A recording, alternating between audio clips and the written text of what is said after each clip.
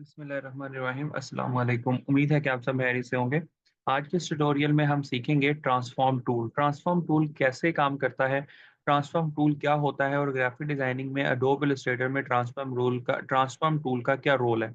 तो first of all हम यहाँ पे कोई ऑब्जेक्ट बना लेते हैं। लाइक पेन टूल को मैं लेता हूँ और इस पेन टूल से मैंने कोई एक ऑब्जेक्ट ड्रा किया।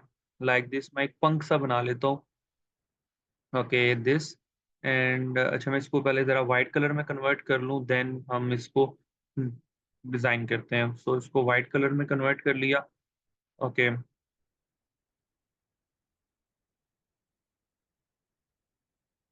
टोटली वाइट कलर में हमने इसे कन्वर्ट कर लिया। देन अब हम पेन टूल लेते हैं और इसको ड्रा करते हैं एक पंख की तरह।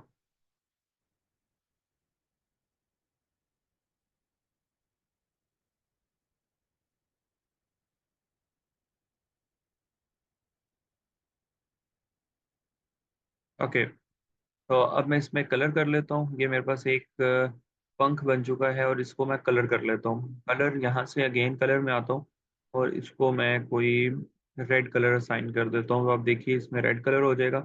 इसकी आउटलाइन को भी मैं रेड कर रहा हूँ, तो यहाँ से मैंने कलर उठाया और यहाँ पे ड्रैग कर दिया, तो इसकी आउटलाइन भी रेड होगी। अब मुझे सेम अपोजिट साइड पे इसी तरह का पंख बनाना है। तो वो पंख बनाने के लिए सिंपल वे है कि मुझे रोटेट करना है या रिफ्लेक्ट करना है।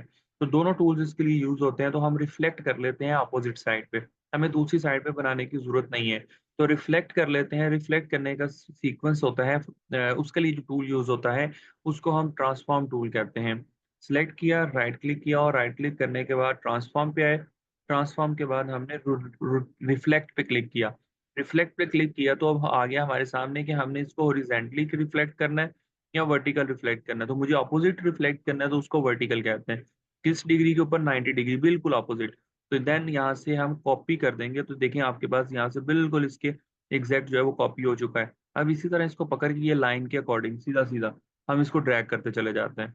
तो ये देखें अब बिल्कुल आमने-सामने ये आ गया है। तो इस तरह हम ट्रांसफॉर्म टूल को यूज़ करते हुए किसी भी ऑब्जेक्ट को कॉपी पेस्ट कर सकते हैं और फिर उसको मूव करके अकॉर्डिंग टू सीक्वेंस हम उसको सेट कर सकते हैं। इसके अलावा ट्रांसफॉर्म में हमारे पास रोटेट का ऑप्शन होता है। लाइक मुझे इसको रोटेट करना है ऊपर की तरफ, ठीक है? मुझे इसको ऊपर की तरफ रोटेट करना है, तो मैं इसको सिलेक्ट करता हूँ।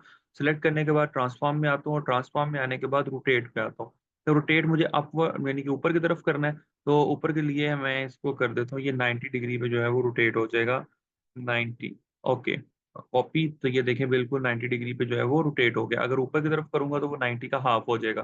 तो इस तरह हम इसको रोटेट कर सकते हैं। वैसे भी हम इसको पकड़ के रोटेट कर सकते हैं यहाँ से ऐसे, ठीक है? तो मैं आपको करके भी बता देता हूँ लाइक दिस, और इसको हम यहाँ से पकड़ के भी ऐसे रोटेट कर सकते हैं और इसको फिर साइड रोटेट भी कर सकते हैं 90 डिग्री के ऊपर, इस तरह, ठीक है? तो शिफ्ट दबा के करेंगे तो ये आपको बिल्कुल सीधा कर देगा।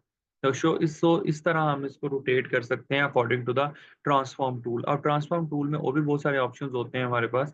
जैसे कि मैंने इस ऑब्जेक्ट को सिलेक्ट किया और ट्रांसफॉर्म में आ गया, और ट्रांसफॉर्म में मूव का ऑप्शन होता है, यानी कि वो ऑब्जेक्ट को मूव करने के लिए, तो वो ऑलरेडी हम कर रहे होते हैं। ऑलरेडी हम किसी भी ऑब्जेक्ट को सिलेक्ट करके मूव कर सकते हैं, वो इसी का ही पार्ट होता है। तो गाइस इस तरह हमने सीखा कि ट्रांसफॉर्म टूल कैसे वर्क करता है। इससे पहले भी हमने 8 टू 9 ट्यूटोरियल्स में, आई थिंक या 11 ट्यूटोरियल्स ऑलरेडी आपके साथ इस ग्राफिक डिजाइनिंग कोर्स सीरीज में शेयर कर चुके हैं, जिसमें हमने स्टेप बाय स्टेप एक-एक टूल को सीखा। और आज हम एक ट्रांसफॉर्म टूल को सीख रहे थे।